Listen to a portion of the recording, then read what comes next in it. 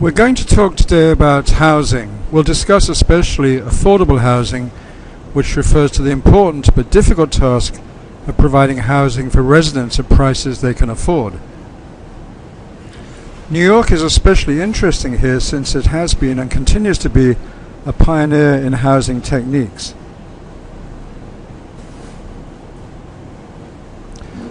This table shows the percentage of homeowners rather than renters in the 10 largest American cities. You can see that New York has the lowest percentage of homeowners by far, just 30.2%, with 70% of residences being rental. Los Angeles comes next, just 38.6% homeowners, and so 62% of residents are rental. Let's look now at the various types of rental accommodation, which is quite complicated. Look carefully at the table in front of you, which shows the various types of rent subsidization and rent regulation for the 10 largest cities. Basically, the main type of rent subsidization is public housing. That's the first column in the table.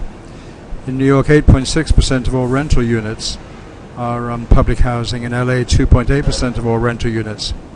Another important type of rent subsidization is Section 8 rental vouchers, which is contained in the other subsidized column. Then there are rent-regulated apartments, the third column of the table. In New York, 49.6% of all rental units, and LA 22.8% are rent-regulated. The last column in the table shows unregulated or free market apartments. In New York, 36% of all rental units, in LA 68.9%. So you can see right away that a very large proportion of New York's rental apartments are regulated or subsidized, far larger than LA's and much, much larger than the other largest cities, most of which have over 80% of their rental units as free market. So to summarize this overview so far, New York and LA both have a much higher proportion of renters than the other large cities in America. And they both have a higher proportion of those who rent living in housing where the rents are either subsidized or regulated, with New York being more extreme than LA on both these dimensions. So let's talk first about rent regulation, which basically refers to limits placed on how high a rent landlords can charge. That's how we're defining rent regulation. Basically, rent regulation works as follows. In New York, there's a Rent Guidelines Board, which is run by New York State, and they decide every year or every 2 years what kind of increase landlords are allowed to get. For example, for 2011, New York allowed a 2.25% increase on rent-stabilized apartments, and the Los Angeles equivalent allowed an increase of 3%. So basically, there's a central body in both cities that decides how much rents can go up by. That's the essence of rent regulation. Now, there are all kinds of interesting questions about when apartments can escape rent regulation, and there's some variation in the two cities. In New York, for example, if the rent that's permitted rises above $2,500 a month, and either the tenant vacates the apartment or the tenant's household income is above $200,000 for 2 consecutive years, then the apartment is no longer rent regulated. LA doesn't have an escape clause like that, and so on and so forth. In New York, rent regulation covers only buildings with 6 or more apartments. In LA, it covers all apartments. In LA, it covers units with 2 or more apartments, and so on and so forth. Also, again, in New York, some apartments, the market rent is actually lower than the rent allowed by regulation. That's true of some parts of Queens and Staten Island. On the other hand, in Manhattan's Upper West Side, the market rent that the landlord could charge is a lot higher than the rent that's typically allowed under rent regulation. We're going to talk now about rental subsidies. Rental subsidies are basically programs that take whatever rent is being charged and help people pay the rent by subsidizing in various ways. The big rent subsidy program for a long time was federal public housing. Federal public housing is owned and operated by local public housing authorities, and the deal is that tenants pay 30% of their income for rent. So it's very heavily subsidized, the rent they pay. To be eligible, you typically have to earn as a tenant less than 80% of the local area median income, but most tenants earn a lot less than that because there's a preference given for lower income households.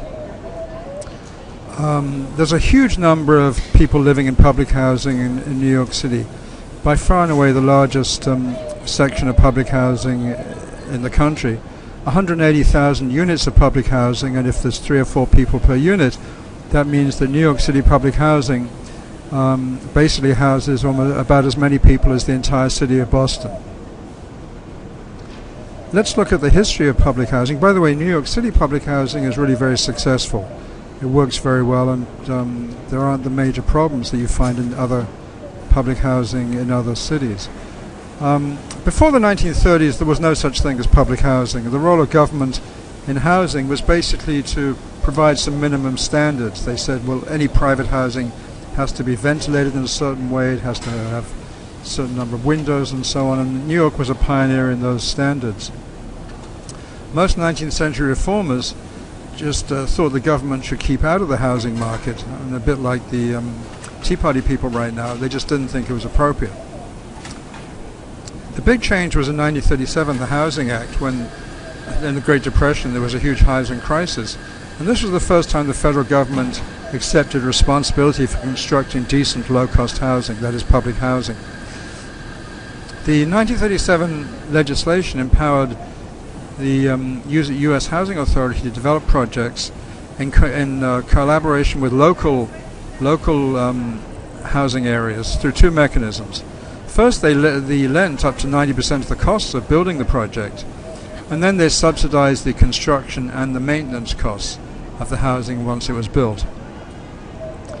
One of the problems with public housing from the start, as it was set up in 1937, was that it was voluntary. No city was required to build public housing. If you wanted to build public housing, you could draw on the benefits under the legislation, but you didn't have to. And second of all, the legislation was written so that in order to be eligible as a city for public housing funding, you had to agree to knock down 1 unit of slum housing, inadequate housing, existing housing, for each unit of new public housing you put up.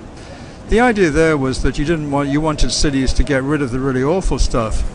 And so it was well-intentioned, but those 2 things together meant that basically almost all public housing was concentrated in the central cities, and almost none of it was in the suburbs. We take it for granted in the United States that that's how it is, but there are many other societies like France and the UK, for example, where there's lots of public housing in the suburbs. The reason public housing in the United States was not in the suburbs under this legislation was because it was very hard for suburbs to find slum units that they could knock down to qualify for public housing.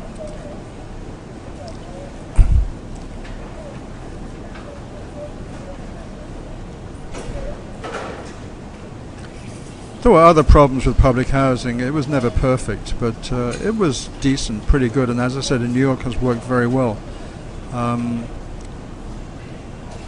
Some cities decided to use public housing, or the threat of public housing, to get rid of areas they didn't like, and so on and so forth. It was never perfect. By 1980, actually, only 1% of the entire U.S. housing market constituted public housing. You can contrast that. 46% of the market in England and Wales is public housing, and 37% of the French housing market is public housing. So public housing in the United States never was as large a percentage of the housing market as in certain other countries. Now, the real problem with public housing came under Nixon and Reagan. Nixon basically stopped federal funding for public housing. The federal government won't fund any new public housing, so you can't build public housing, new public housing, even though there'll be a big demand for it. And then Reagan interfered even further with public housing. He made lots of cuts to funding for public housing, for the maintenance of public housing, for example. So those 2 measures, Nixon and Reagan, really undercut public housing. Existing public housing functioned, but it became almost impossible to build new public housing. So building new public housing is not a viable solution these days to the public housing crisis.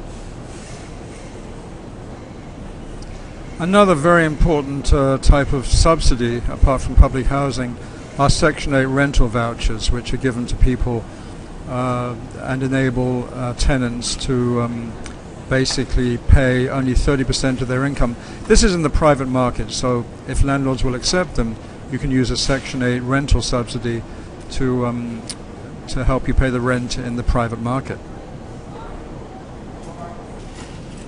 Another type of public intervention in the housing market are capital budget expenditures. That's in addition to rent regulation and subsidies. For example, in New York from 1987 to 2000, there was a massive program of investing almost $4 billion started under Mayor Koch to renovate over 100,000 housing units.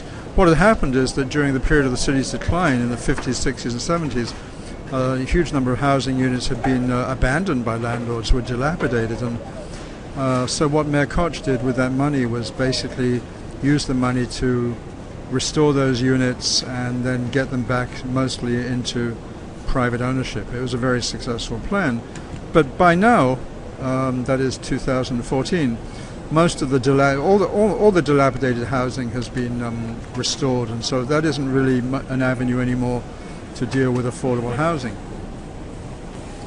Another way that the public sector can help the housing market is through tax incentives to incentivize developers to build housing. For example, the 421A program basically gives a developer a 15-year property tax exemption in a particular geographic area that the city is interested in seeing development occur.